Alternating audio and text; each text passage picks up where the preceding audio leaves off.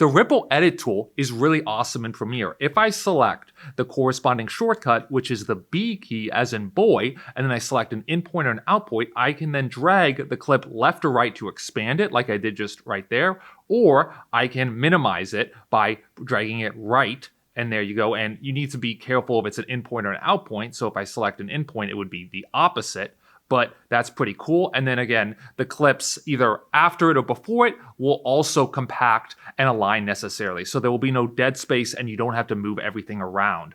Another awesome thing about the Ripple Edit tool is the Ripple Delete action. It's a very powerful feature, but you must use it correctly. If I go in my timeline and I make some cuts, I like to make cuts with the Controller Command K tool, like I do right here. It cuts the whole timeline, so notice it even cut my background music, which I kind of don't want to happen, but it will be a good teaching lesson, so let's continue doing it. And then I press the V key to select the two clips, or the clip I just want to cut here. I then want to Ripple Edit, which means I want to delete this clip, but then I want everything else around it to align.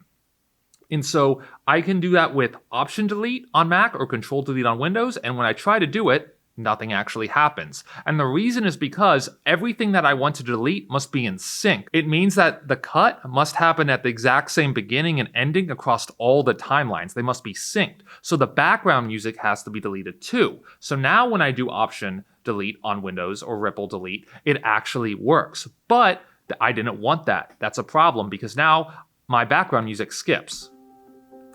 It skips because I didn't want to delete that. And so the reason that's happening is because of a lesser known feature in Premiere, but very important to know, the sync locks. They are next to the track names, A3, A2, A1. They are the little kind of binoculars looking item, but it is a lock. So what you want to do is you want to turn that lock off and saying, hey, if you want to do any mass operations here, you do not need to be synced with this timeline. So now when I try to delete these two clips and I have the sync lock off, it actually does work and my background music isn't clipping.